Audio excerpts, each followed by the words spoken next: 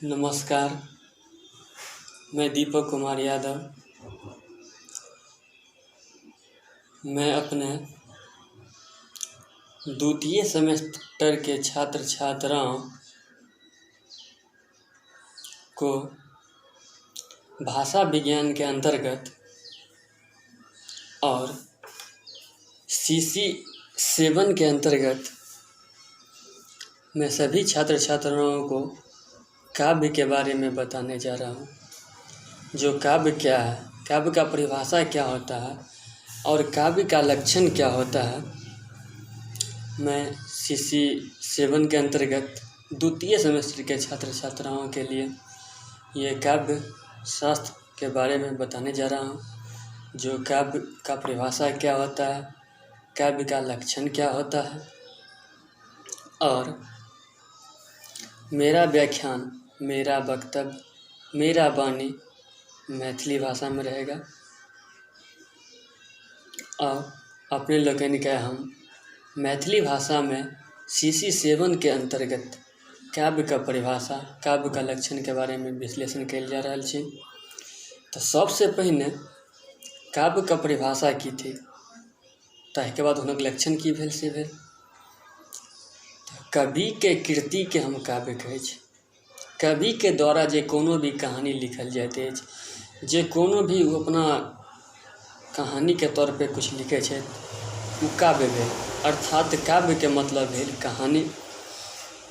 तो कवि के कृति के हम काव्य कहै छी, कहल जाइत अछि।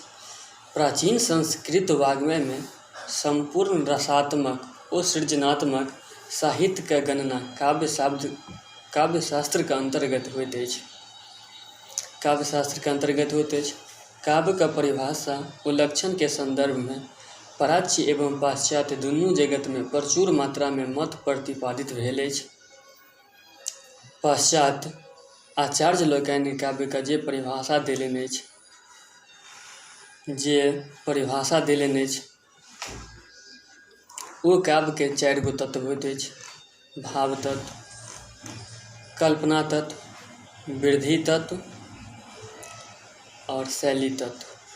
यही 4 गो तत्व पर कोनो भी काव्य का कथा वस्तु आधारित रहैत अछि।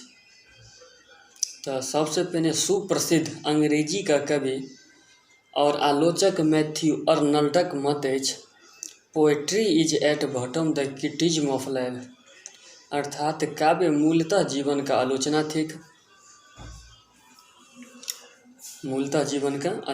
कि अंग्रेजी का सुप्रसिद्ध कवि मैथ्यू अर्नल्डक मत अछि, हुनक ई विचार अछि। ओहिके बाद सुप्रसिद्ध कवि वर्ड्सवर्थ का मत अछि, poetry is the spontaneous overflow of powerful feelings. अर्थात शांति के क्षण में स्मरण कयल गेल उत्कट भावना का सहज उद्रेक थी। अंग्रेजी भाषा का प्रसिद्ध कवि कॉलरिजक मत अछि, poetry is the best words in the best order. अर्थात काव्य उत्तमोत्तम शब्द का उत्तमोत्तम क्रम विधान थी।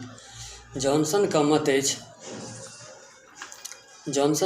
अछि, पोएट्री इज मेटेरिकल कंपोजिशन।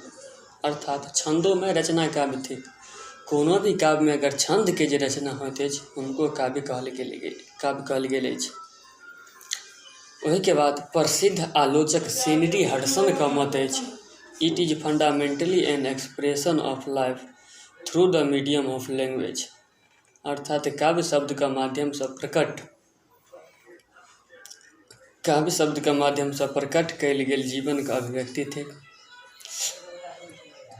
एते जे हम अहाँ सबके कहलहुँ हन, एहि में सब अपन अपन कवि जे अंग्रेजी के जे सुप्रसिद्ध कवि अछि, ताहि सबके हुनक अपन अपन जे मत अछि जे काव्य की थिक। सब कवि अपन अपन काव्य का अलग अलग तरह का परिभाषा दिलेने अछि। और यही काव्य का परिभाषा में कोनो कवि के परिभाषा के हम गलत नहीं मानि सकै छी। कोनो कवि के परिभाषा के हम गलत नहीं मानि सकै छी। सब कवि अपन अपन मत अपना अपना अनुसार काव्य के परिभाषा दिलेने अछि। और हिनक सबके जे परिभाषा अछि ताहि परिभाषा सबके परिभाषा सब रङ्ग अछि। सब कवि अपन अपन वाणीके अलग अलग ढङ्गसँ प्रस्तुत कयने अछि, मुदा सबके अर्थ एके होइत अछि। जतेक भी परिभाषा इंग्लिशमे देलखिन हन और हिंदियोमे ओहिके साथ मैथिलीमे देलक हन, ई सबके अर्थ एक होइत अछि। मुदा प्राच्य मतके अंतर्गत, प्राच्य मतलब होइत अछि पश्चात, पहिलेके जे मत अछि ओहिके अंतर्गत आचार्य भरत मुनिसँ लऽ आचार्य पंडित राज जगन्नाथ काव्यके लक्षण प्रस्तुत कयलनि। पंडित राज जगन्नाथ और भरत मुनि आचार्य छलाह, तऽ भरत मुनिसँ लऽ कऽ आचार्य पंडित राज जगन्नाथ काव्यके लक्षणके प्रस्तुत कयलनि। हुनक काव्यके लक्षण की होइत अछि? काव्यके लक्षणके प्रस्तुत कयलनि। समग्र आचार्यके मतके समीक्षा करैत निष्कर्षतः यह कहल जाइत अछि जे काव्यके आत्माके प्रसंगमे 5 गोट मत अछि। 5 गोट मत अछि। कोनो भी काव्यके जे आत्मा अछि हुनक प्रसंगमे 5 गोट मतके विभाग अछि, जाहिमे सबसँ पहिला अछि रस संप्रदाय, दोसर भऽ गेल वक्रोक्ति संप्रदाय, तेसर भऽ गेल रीति संप्रदाय, चारिम भऽ गेल ध्वनि संप्रदाय और पाँचम भऽ गेल अहाँके अलंकार संप्रदाय। रस संप्रदायके अंतर्गत हिनक जे पहिल संप्रदाय अछि रस संप्रदाय, ताहिके अंतर्गत आचार्य भरत मुनि तथा आचार्य विश्वनाथ आबैत अछि।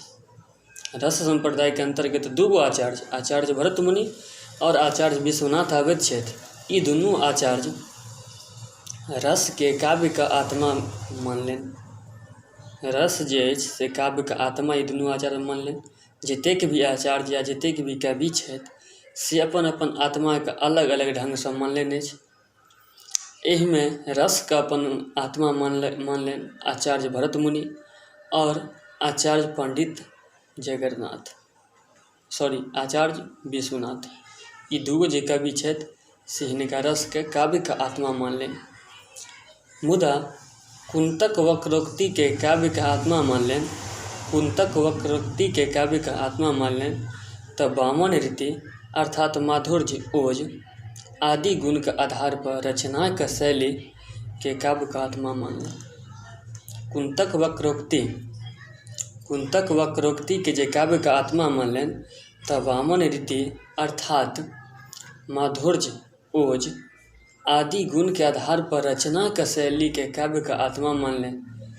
तहिना आनंदवर्धन ध्वनि के काव्य के आत्मा मानलनि, तऽ दंडी अलंकार के काव्य के आत्मा मानलनि। सब कवि अपन अपन मत के अनुसार, अपन अपन विचार के अनुसार सब रस के अपन काव्य के आत्मा मानलनि। एहि विभिन्न संप्रदाय से प्रभावित भऽ कऽ कतेको आचार्य लोकनि काव्यके भिन्न भिन्न परिभाषा देलनि। ठीक, कतेको आचार्य लोकनि काव्यके भिन्न भिन्न परिभाषा देलनि अछि।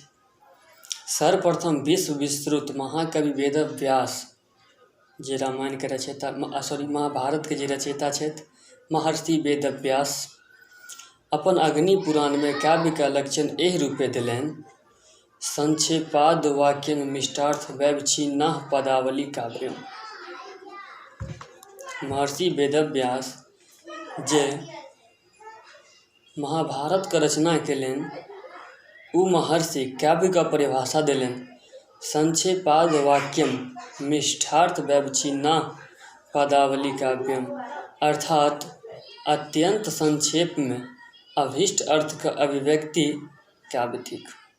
अत्यंत संक्षेप मतलब बहुत तीक्ष्ण में, बहुत छोट में जे काव्य का अपन अभिव्यक्ति प्रकट करैत छथि वह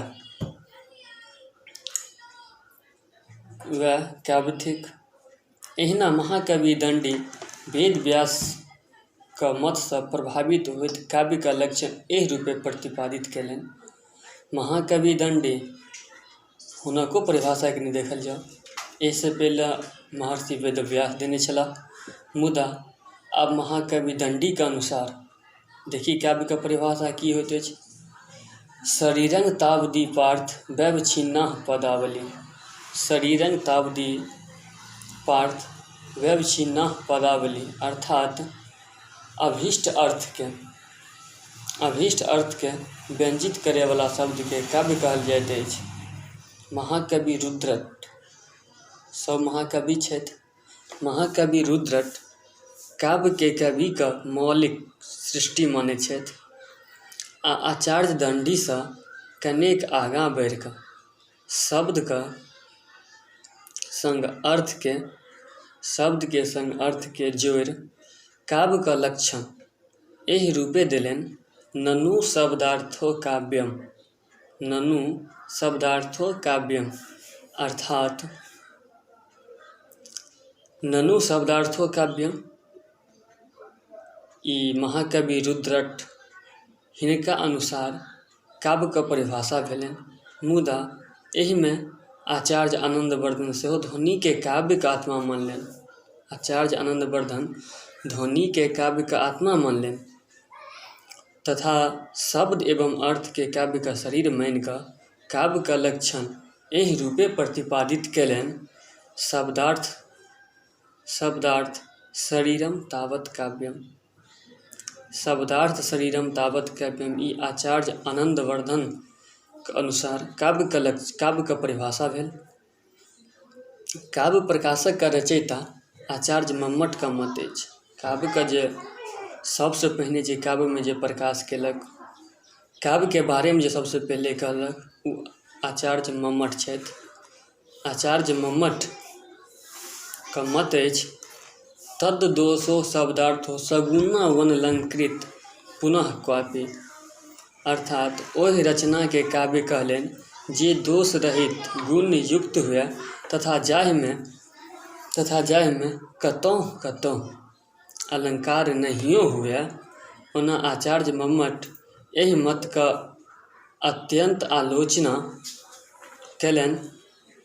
साहित्य दर्पणकार का आचार्य विश्वनाथ केलनि। हुनक मतव्य अछि जे दोष सँ रहित कोनो रचना भऽ नहि सकैत अछि। रस आ ध्वनि उल्लेख नहि रहबाक कारणो ओ एहि परिभाषा का अमान्य करैत छथि। मतलब एहि भाषा के ओ नहीं मानैत छथि, हिनका ओ अमान्य करैत छथि। साहित्य दर्पण का रचयिता आचार्य विश्वनाथ, जे साहित्य दर्पण का रचयिता छथि आचार्य विश्वनाथ, हुनक मत अछि जे वाक्यम रसात्मक काव्यम अर्थात रस युक्त वाक्य काव्य कहबैत अछि।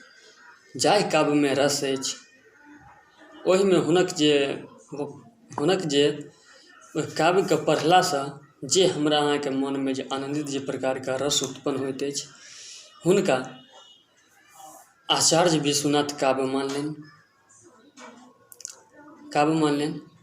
आचार्य विश्वनाथ रस के काव्य का आत्मा सेहो मानलनि अछि। आचार्य विश्वनाथ और भरत मुनि आचार्य जे छथि ई दुनू आचार्य रस का काव्य का आत्मा मानलनि अछि। रस का काव्य का आत्मा मानलनि अछि। हिनक मत का आचार्य लोकनि के बीच अत्यंत लोकप्रिय सिद्ध भेल। हिनक एहि दुनू का जे मत छल, एहि दुनू का जे काव्य में जे हिनक विचार छल ई बहुत सिद्ध प्रसिद्ध भेला।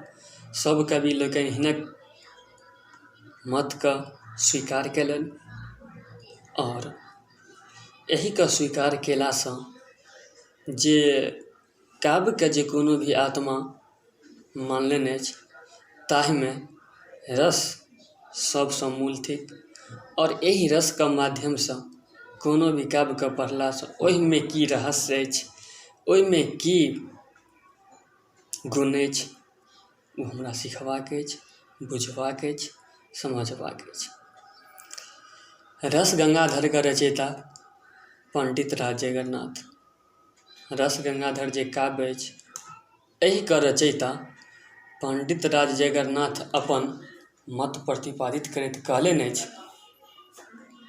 पंडित राज जगन्नाथ अपन मत का प्रतिपादित करैत एहि में कहलनि अछि जे रमणीयार्था प्रतिपादका शब्दम काव्यम अर्थात रमणीय अर्थ का प्रतिपादन करे वाला शब्द के काव्य कहल जाइत अछि।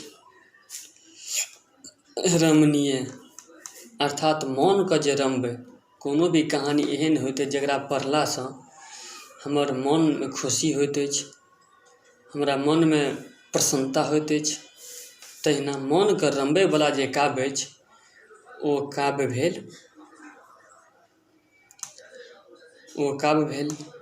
ई पंडित राज जगन्नाथके मत अछि, हुनक विचार अछि।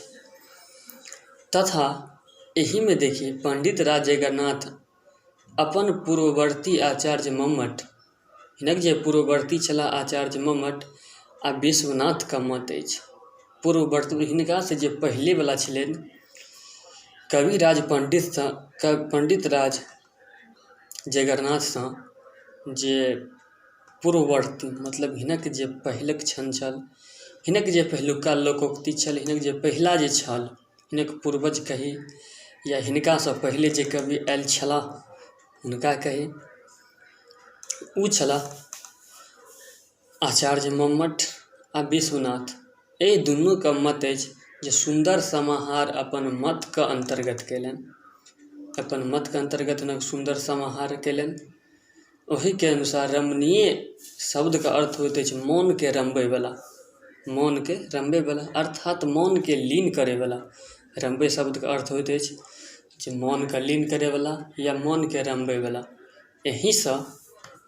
एहि तरह रमणीयतामे रसके भाव अन्तर्निहित होइत अछि। पंडित राज जगन्नाथ रमणीयके अर्थ चमत्कारपूर्ण आह्लाद कहलनि अछि आ विश्वनाथ बहुत अंश धरि एहि महत्वके स्वीकार कयने छथि। ई जे पंडित राज जगन्नाथ जे मत देलनि ताहिके आचार्य विश्वनाथ बहुत आगे धरि तक एहिके मतके स्वीकार कयने छथि, हिनका अपना ओर आकर्षित कयने छथि। एहि तरह हिंदी साहित्यके महान विभूति अर्थात महान रचयिता आचार्य रामचंद्र शुक्लके मत अछि। रामचंद्र शुक्ल जे हिंदीके महान रचयिता छलाह, हुनक मत अछि मनुष्यवाणीके लेल जे शब्द विधान करैत अछि वएह काव्य कहबैत अछि। हिंदीके जे साहित्यिक जे महान विभूति छलाह तिनक नाम आचार्य रामचंद्र शुक्ल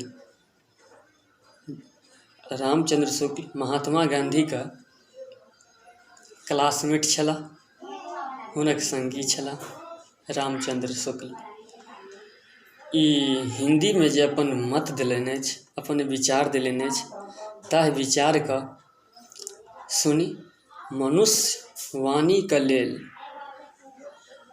जे शब्दके विधान करैत अछि वएह काव्य कहबैत अछि।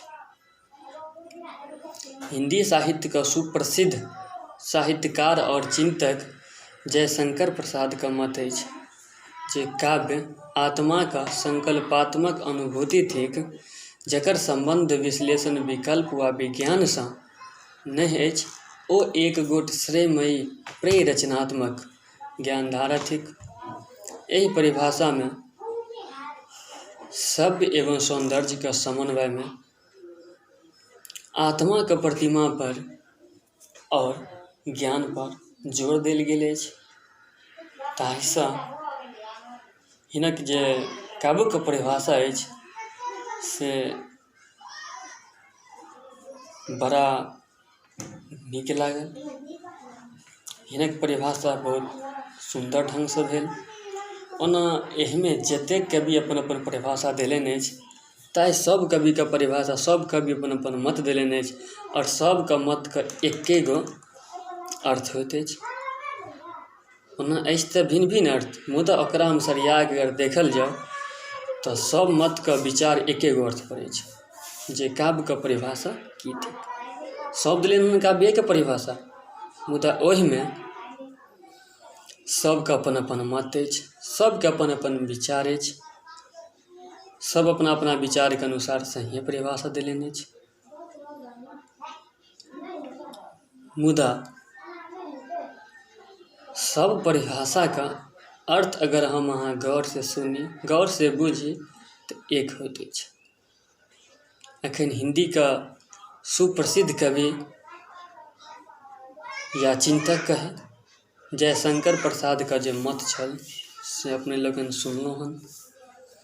एहि परिभाषामे शब्द और सौंदर्य का जे समन्वय अछि, जे हुनक आत्माके प्रतिमा या हुनक ज्ञान पर जे जोर देल गेल अछि, से जयशंकर प्रसादके मत भेला। ओना निष्कर्षतः समस्त मत मतांतरके समयक विवेचनके पश्चात ई कहब उचित होइत अछि जे पश्चात आचार्य लोकनि काव्यके जे परिभाषा देलनि ओ काव्यके 4 गो तत्व भाव तत्व, कल्पना तत्व, वृद्धि तत्व और शैली तत्व, ई 5 गो तत्व पर कोनो भी काव्यके रचना ओहि तत्व पर आधारित होइत अछि। बिना ई 4 गो तत्व पर कोनो भी काव्यके रचना नहि भऽ सकैत अछि। कोनो भी काव्यके रचनामे 4 गो तत्व होइत अछि: कल्पना तत्व, भाव तत्व, वृद्धि तत्व और शैली तत्व। ई 4 गो तत्व पर काव्यके रचना होइत अछि। एहि पर कोनो भी काव्य आधारित होइत अछि और प्राच्य आचार्य लोकनि जे परिभाषा देलनि अछि ओ अनुभूत पक्ष एवं अभिव्यक्तिक पक्ष अर्थात रस, गुण, नीति, रीति, ध्वनि, अलंकार आदि पर आधारित अछि। ई हमर प्राच्य कवि जे छलाह, हमर पूर्वज जे कवि छलाह, हुनक मत छल। एहिमे हम गौर करी जे जतेक कवि हमरा सबके अपन मतके काव्यके रूपमे परिभाषाके रूपमे देखौलनि हन, समझौलनि हन, बड़ा नीक लागल, बड़ा रोचक लागल। मुदा सब कवि अपन अपन माध्यमसँ, अपन अपन विचारसँ, अपन अपन भावसँ एहिमे अपन कविताके प्रस्तुत केलनि, काव्यके परिभाषाके प्रस्तुत केलनि, जे हमरा सबके बड़ा रोचक लागल। हमर आग्रह जतेक भी विद्यार्थी लोकनि पीजी जे करै छी मैथिली भाषासँ, हिनका एक बेर पढ़ि कऽ समझि ली हम की कहलहुँ हन अपने सबके, की बुझेलहुँ हन अपने सबके। एहि बातके ध्यान करी, सोची आ समझी। बस आइके लेल एतबे। नमस्कार। अगर अहाँ सबके एहि बुझबामे कोनो भी अगर प्रकारके दिक्कत भेल बा तऽ हमरा कमेंटके माध्यमसँ बताबी, हम हुनक सॉल्यूशन पर पूरा ध्यान देब। ओना एहन तरहके बात नहि हेबाक चाही।